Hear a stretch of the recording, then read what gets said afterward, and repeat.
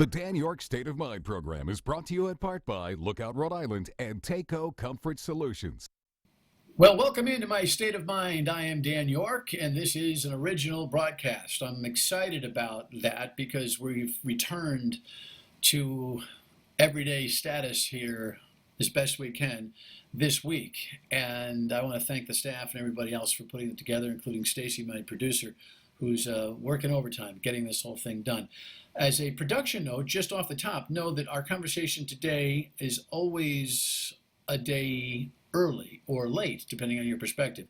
This Thursday evening show is being recorded on Wednesday afternoon.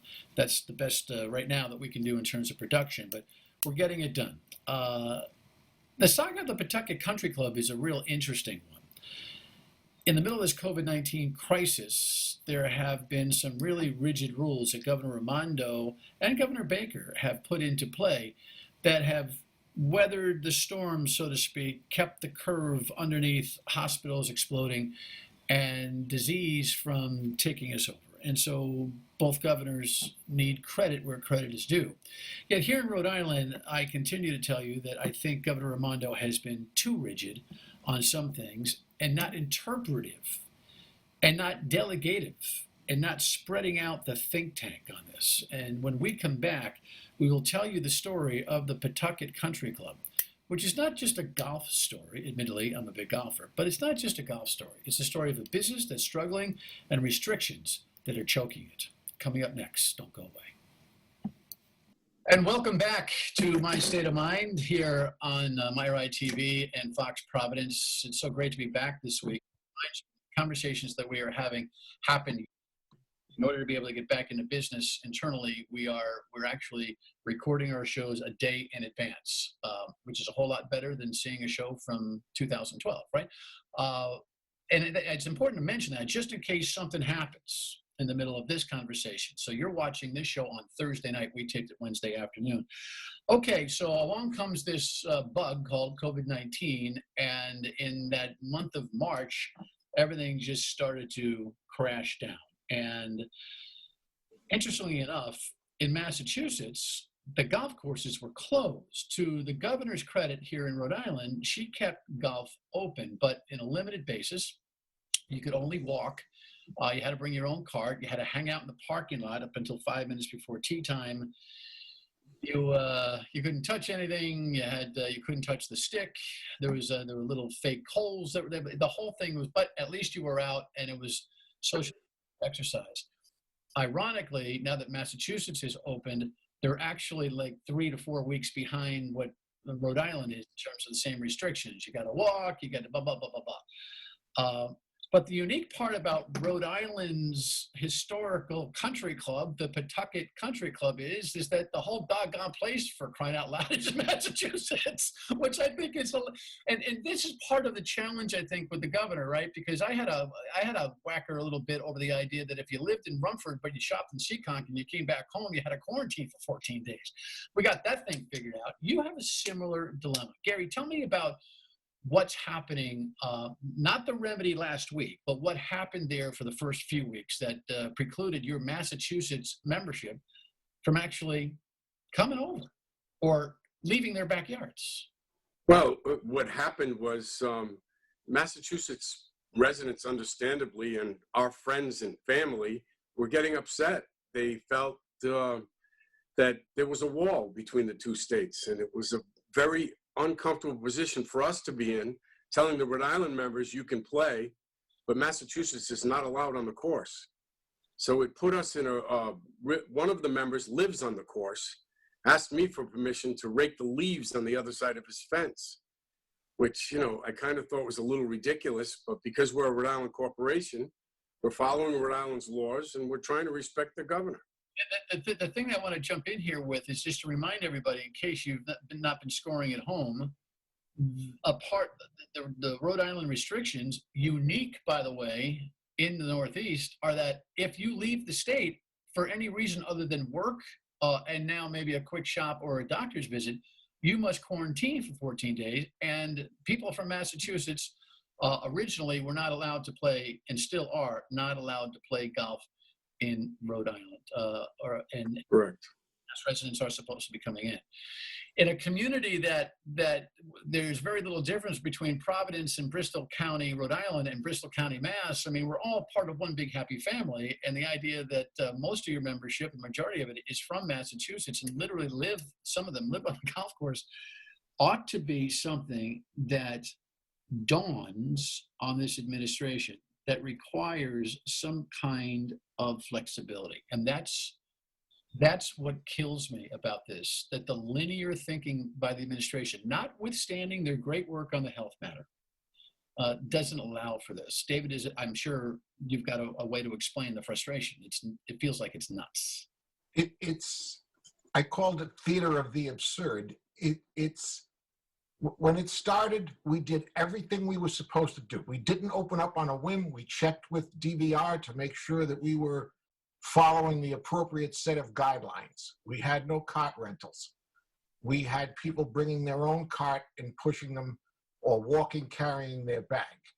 They walk, after they hit their tee shot, they walk into Seekonk, Massachusetts, where they spend the next 3 hours before they re-enter Rhode Island as they come down the 18th fairway. It's an absurd situation. And how would you like to be the guy that lives on the third green who can't come out and play golf and watch people walk by you all day playing golf?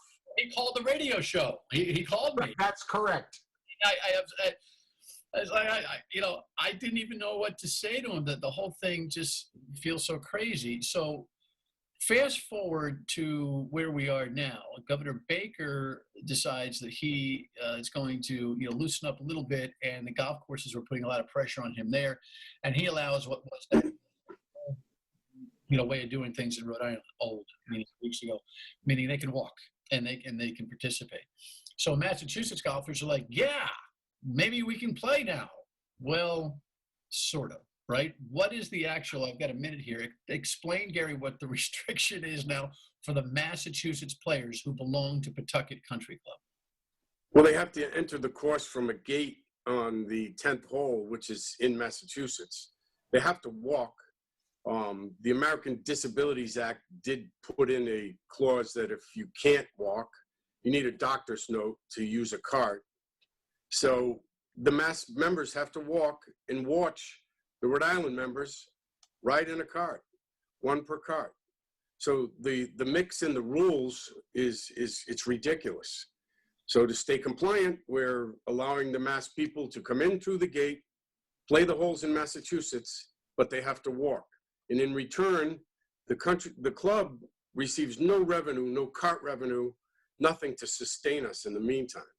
Yeah, it's just crazy. And if your buddy in Rhode Island is meeting you, you got a Massachusetts and Rhode Island group mixed in there. I don't know how the hell you play a match. No. We're letting the Massachusetts members play 3 holes a second time so they can get 18 holes in. But I mean, we've done all the things you're supposed to do. We've removed the ball washers. We've removed the rakes. We've got a cup system where you just touch the cup and the ball comes out. I'll talk more about that and what the long-term ramifications are when we come back on Dan Yorke. Welcome back to my state of mind here. The saga of the Pawtucket Country Club. Gary, Reis, David Rampone are my guests. They are the partners of the Pawtucket Country Club, and they're gushing revenue right now, meaning they're gushing operating expense. You had a nice moment there where some of the members kicked in some extra dues. That touched you, correct? Correct. And I wanted to say that a bunch of members got together and donated money to try to help us through this. We've lost every wedding, outing, function. Hundreds of thousands of dollars have gone by the wayside that are never coming back. You guys you've had a challenge because you're not eligible for PPP because of the nature of your organization, correct? That's correct. Yeah, so that makes it more difficult. All right, so to the person who says, hey, you know what, we all got problems with this thing. Here's your crying towel, you golf guys, you elitists. Your response to that is what? We're not elitists. These are hardworking blue-collar people in our club. We support businesses all throughout the state through, you know, when you do a wedding, it affects 70 other businesses, from valets to DJs to liquor sales to food to the employees. This is a far-reaching business. It's not just about golf. You know, golf is actually a loss leader to the more profitable clubhouse, which doesn't exist anymore. Well, that by the way, Gary, while all that is true, that's just the roll of the dice in COVID-19. That you don't have any weddings and banquets and affairs like you normally would have a full calendar is all about the phase 1, phase 2, phase 3 consistent problem that everybody has with the social distancing, the restaurants being closed. You know, we'll see how that part of the business, along with the rest of the state, you know, kind of reforms itself over the course. God forbid it doesn't, but hopefully this thing calms down a little bit and you get back to an semblance of that business. But the idea that you're looking for kind of an exclusion, a waiver, if you will, to what has been Governor Raimondo's mandate here, why do you think that you should have that waiver when she's trying to put hard and fast rules down for compliance? There's no pandemic in Seekonk. There's 40 people, I believe, that are tested positive in Seekonk. They're our neighbors. They're us. They're our families. This is where we live. We're not looking for special treatment. We're just looking to coexist. I live on the Pawtucket Seekonk line. My backyard is Seekonk. My house is in Pawtucket. How am I supposed to get gas or go to the market? And if we're able to do all these things, why can't you participate in a viable business right down the street that's good for all of us? The other point is to help buoy this, David, is look, these guys are paying members. This is not just a public facility where you're randomly saying, hey, today I think I want to go over to Pawtucket and cross the Rhode Island line.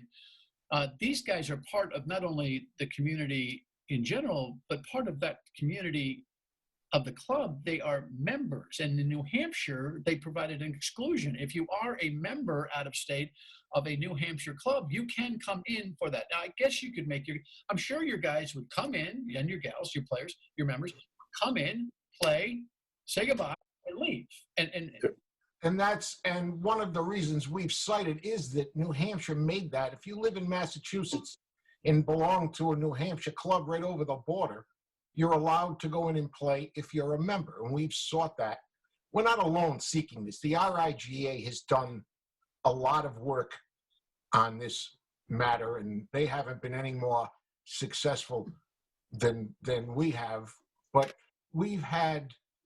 there's no place, if your picture of the place is one big open field and a little bit of it is in Rhode Island, is it really harmful to anybody to walk that last 100 yards? They can't go into the clubhouse anyway. It's closed. They can't go into the parking lot. They can't use locker rooms. Yeah, the question, I think, answers itself. I only have a minute or two here. I'm concerned about your business survivability. What happened at Metacomet is its own debacle over there. Economy and Pawtucket's spirit to core. I mean, how many more times can Pawtucket get his bell rung here? Are you guys close to going out? What's your survivability time? We're not any day, okay? But we're hoping that we can get a disaster loan from the SBA, which will bail us out and keep us alive. But if we don't, there was a 5-year guarantee that we would keep the club private no matter what. There's a limit to how much our families can put into this place. We do not want this to be house lots or condos.